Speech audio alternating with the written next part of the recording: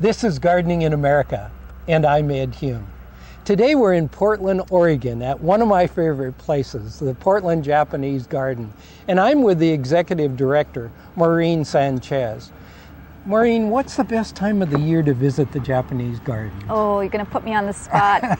Any time of the year is good here. If you like spring color, you're going to want to come in the spring, long about April, early May. Then if you like that burst of color in the fall for the oranges and reds, you come in October. I know this is, as I said, one of my favorite places. What part of the gardens are we in here? We're in the upper strolling pond garden near the tea garden. We have the upper pond here with the falls that flows into the creek and goes into the lower pond. Yes, and then above you have, is that area what's called the flat garden? We have the flat garden up there that has a raked garden, or also called a dry garden. And then beyond that, the Zen garden or sand and stone garden. And below that, around the corner, is the natural garden. You know, is what I like so much about the Japanese garden here is that whether you're interested in Japanese gardening or not, you get so many different ideas on gardening. Oh, you can, and it's an extraordinarily peaceful place, which is what it should be. It's tranquil and serene.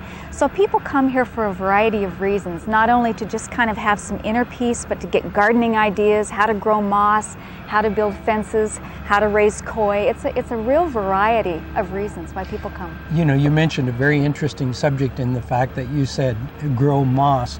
Most people have it in their heads, you want to get rid of the moss. Exactly. But here in the gardens, you kind of nurture it, don't you? Oh, we nurture it. We have one gardener specifically designated just to pick weeds out of the moss with tweezers, as they do in the Japanese tradition. And it makes the moss beautiful and lush, and it's gorgeous to look at. Not good on roofs, but good on moss gardens. That's right. And you know, the trend across the United States is to include water in the garden, and you've certainly done it here. Absolutely. Your elements are water and stone and greenery. The stone being kind of the bones of the garden, and water being just that active feature that just makes everything flow together, and there's a real peacefulness to water. And you know, if a person has any questions about pruning, where better to come than here, the Japanese garden? Absolutely. Our gardeners are here 5 days a week, and they share tips with people if they're asked. And then we have 2 pruning demonstrations a year.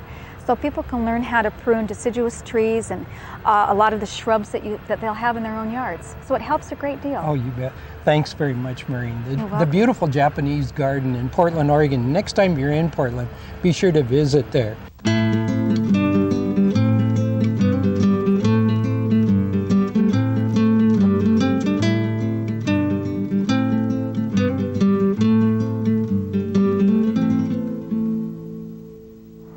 Earlier I showed you some of the spring flowering plants like the camellias that I have in this bed, and I told you that I was going to add some other plants to the bed.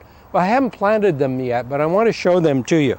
For example, this one right here is the California lilac. This is the brightest, vivid blue, and it blooms in June and July, kind of that period between the spring flowering and the summer flowering plants. And look at the beautiful rich foliage on it too. This will make a gorgeous plant in that spot. And back in the background, you can hardly see them because they're just starting their new growth. But I've got a bunch of delphiniums, and of course they're going to grow almost as high as the fence here. And there's hollyhocks back there, and I've got also some fall asters in that area. Now here is a plant that flowers in the spring, but is what it's best known for is its foliage color. This is Leucothea, and the variety is rainbow, and you can see it's got 3 different colors in the foliage. This is my wife's Myrna, one of her favorite plants, because she likes to pick off the branches and use them, of course, in flower arrangements because of the beautiful foliage color. And this will grow up about so high, and I'll keep them pruned, and Myrna will keep them pruned too, using the branches. But this is going to be great year-round. It's an evergreen. Both of these are evergreen so far. Now, down here, I've got another summer flowering plant, and this is Escallonia. And the flower on this is pink with a white center, so it's really pretty. This also is a evergreen, so it'll have its foliage all 12 months out of the year. But it'll give us flowers then in June, July, and August. So it's a long flowering period. And you can see the gorgeous bright almost glossy foliage on this particular plant. It'll be flowering in fact in a relatively short period of time. Now also back in here, there's still delphiniums there, but I've also added some taller growing Rebeckia back here. Also there's some fall asters in here and quite a few other types of plants, because this, remember, is a garden for Myrna for cutting purposes. This entire area, in fact. And then down here, I've added a couple other things. Notice the beautiful grass here. Gee, that's been evergreen all winter, really gorgeous. It's a ribbon grass. And then back in here, we've got the cream daisy plant, which is really pretty, Europsis, and that's great. And then the spring flowering azalea here in the foreground is really nice too. Look at how well the purples and the yellows go together. You might want to keep that in mind when you're planning your garden. So this area is going to provide some beautiful cut flowers, plus some evergreen plants for Myrna to use in her flower arranging.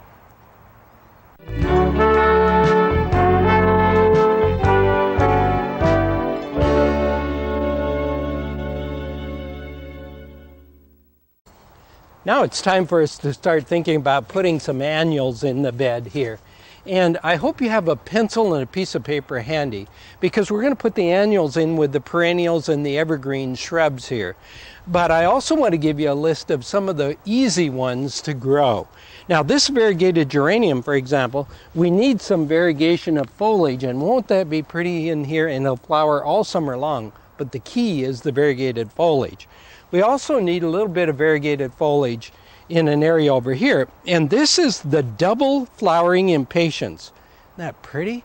It flowers all summer long, flower right up until frost, in fact, but we're growing it here primarily for the foliage. So again, with the red in the background and the other colors, we'll just put it right there. It should be really pretty.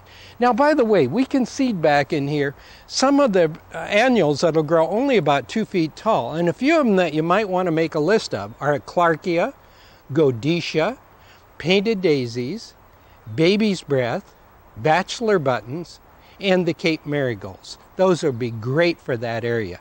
Now, let's also talk about adding a little bit of color down here. We need a little bit of bright color as well, and the chrysanthemums are really nice. We'll kind of tuck that in. Actually, I'm going to plant it back a little bit further because it'll get fairly tall. And then in the foreground, we'll use a little bit, because this will be through flowering probably in about a month or so. We'll use some of the white alyssum here, and they go very well, of course, with the yellow mums. Now let's also consider back in here some of the other annuals that grow a little bit taller, maybe 2 to 3 feet. And a few of the good ones would be cosmos, marigolds, nicotiana with their great fragrance, snapdragons, Shirley poppies, straw flowers, and salpoglossus, which is known as bearded tongue. Now, let's also add a little bit of foliage color by using the gray foliage of the Dusty Miller. And I'm going to add that actually about right in here, because we need that added bright color. And let's also then talk about a few of the annuals that you can seed that'll grow up to about 4 feet high. And that's mallow, larkspur, and the clome. They are really great.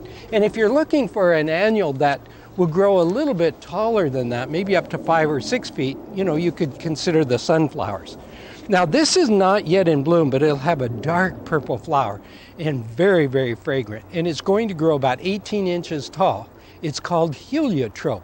Very, very, very fragrant. It's going to be just a super plant. And so I'm going to tuck this in right back here behind the primrose, because the primrose will be finished flowering at that time.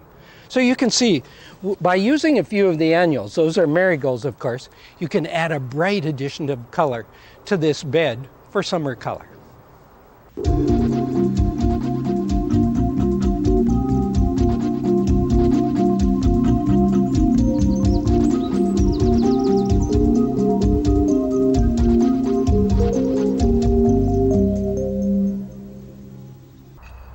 Today we're with our hardscape specialist, Darcy Beck, and we're going to ask him about the construction of this raised bed. But before we do, I have to say that this is one of the most beautiful raised beds I've ever seen, Darcy. How did you ever come up with the plan?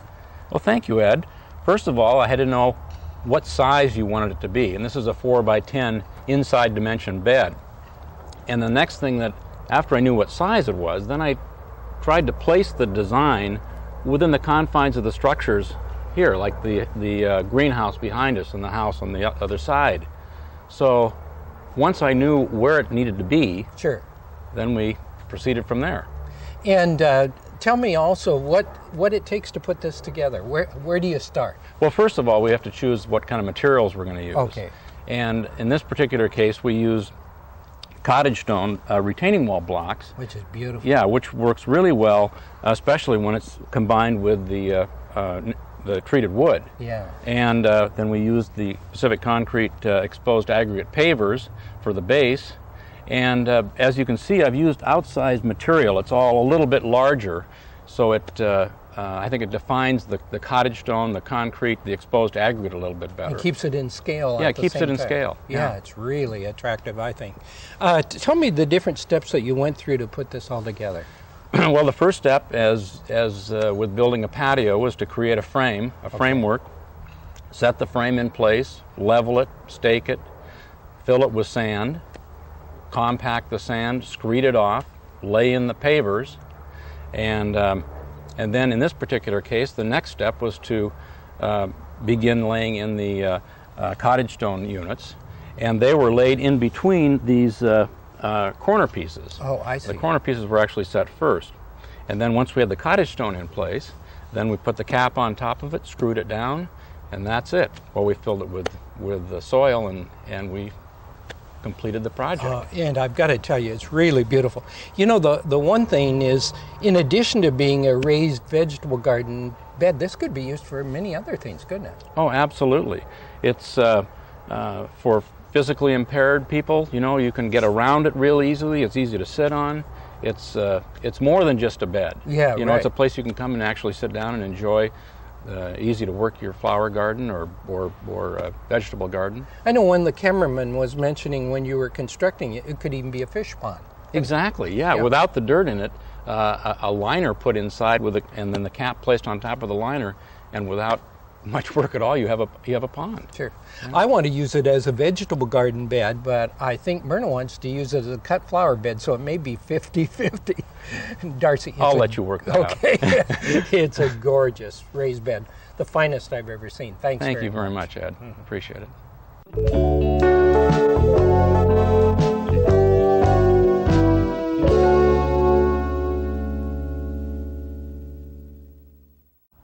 It's time to give some serious consideration to vegetable gardening. And today let's talk about seeding some of the vegetables and also planting a few of them. Right now is a great time to plant radishes, and there are several different types of radishes to include in the garden. And you know, that's a great project for the children because radishes germinate in about 3 days or so they see immediate results. And that's a good project to start children on. Anything that is very, very quick. Now, in addition, the different types of lettuces, and of course there's some with beautiful foliage color, so you might want to include them in the garden as well. And I think the leaf lettuce are the best ones to grow because they grow and provide you with a harvest very quickly, and they're also more nutritious than the head type lettuces. And in the root crops, the carrots and the beets, and you might keep in mind this type of beet.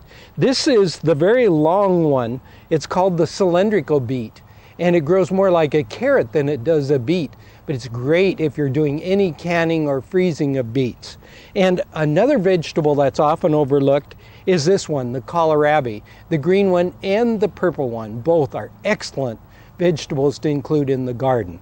Now, when it comes to seeding, the most important thing for you to do is to always read the directions on the back side of the package. They tell you where to seed the vegetable, when to seed it, and how deep to sow the seed. And that's the critical thing. By the way, the best place to open up a seed packet too is the bottom side of the package. You can see these seeds are round and very easy to determine, so you can pick them up if you want to individually. And I'll just make kind of a straight row there, and I'll space them about 3 or 4 inches apart here, like so. Whoops, I got 2 or 3 there. That's all right. As they come up, we'll just thin them. Now, what I'll do is barely cover them, and I won't pat the soil down at all. See, because we never want to cover the seed more than 3 times the greatest diameter. And unless you live in a very, very warm climate, I wouldn't even cover them that much. Just barely cover the seeds at all. Now, let's also talk about using plants, starter plants. And what I'll do is tip these out. And this is an oak leaf lettuce. See, I mentioned there are a whole bunch of different kinds. And we'll leave a little spacing. Because this is a raised bed, we don't have to have much area between the rows. But I'll leave a little spacing there. And this is a good prepared topsoil, so it needs no additives at all. So you can see very easily, vegetable gardening is simple, and you don't have to have a lot of room, and you can enjoy the fresh nutritional value of your vegetables grown from your own garden. And now's a good time to get started.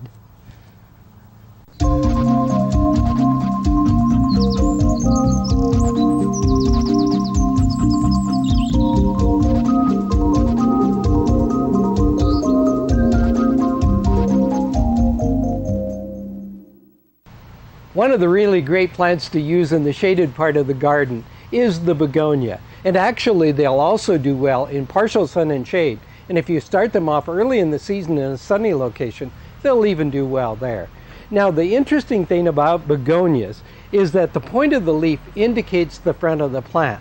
So you can see this is facing forward, as are all of these, because the point of the leaf is towards you.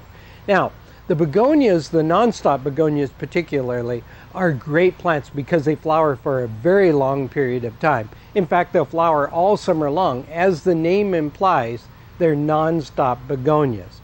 There are some new trailing types of non-stops, and you'll see them, in fact, intermixed with all these different colors in front of me. In fact, look at all the different colors. There's oranges and there's pinks and whites and combinations of colors. Some are frosty, as they're called, and of course the trailing and then the upright non-stop begonias too.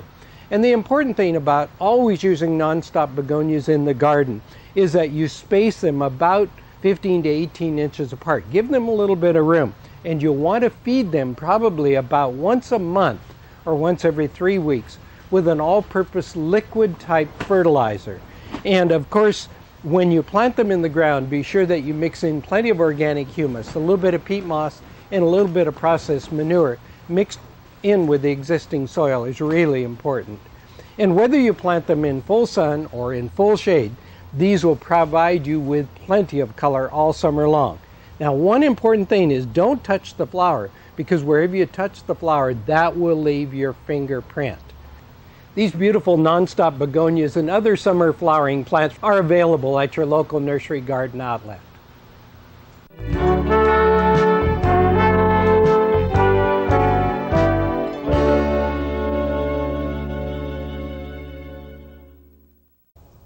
Today we're talking about trilliums, and we're at Tryon Creek State Park, and I'm with Ruth Pennington, one of the volunteers. Whereabouts is the state park, Ruth? This park is 640 acres located at the south portion of Portland, Oregon, and the north end of Lake Oswego. It lies between the two cities and in Multnomah, Clackamas County. Oh, wow. And you have thousands, don't you, of trilliums here? We do. Throughout the 14 miles of trails, you can go throughout the entire park, and there's trillium on both sides. Isn't it? Yeah. Yeah. Clusters of them here and there. Yes. Intermixed amongst all the beautiful natives of this region, too. The entire park is all native planting. Oh, wow. Is this a native variety? Yes, it is. That's the Trillium ovatum. And it looks very lavenderish now. Yeah. However, when it first comes up, it is pure white. Oh, I see. And as trillium age, they turn a darker color. So this is native to the park? Yes, it is. Is this the one now that we're seeing in almost all the areas throughout the park? Yes, Oh, right. and throughout the entire Portland area. Oh, yeah. Okay, now I noticed here's one that's very, very all crimson almost, isn't it? Yes, that's that Trillium erectum, which is kind of a strange name because the blossom wants to tilt downward. But it's native of southern Oregon and the coastal range. Oh, it is? Okay. Yes. Does it grow this low or does it grow taller? It will grow taller. It will. Yeah. This one here is almost a cream colored, isn't it? Yes, it is. And it's the same thing as the red one.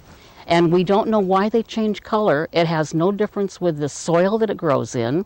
It's wow. just one of Mother Nature's little puzzles. Okay, now so that I understand it and the viewers understand it, this is the early stage and this is Yeah. the late stage? Well, I'll be darned. and sometimes this one will come up in the dark red. Oh, it will? Yes, it will. I'll be darned.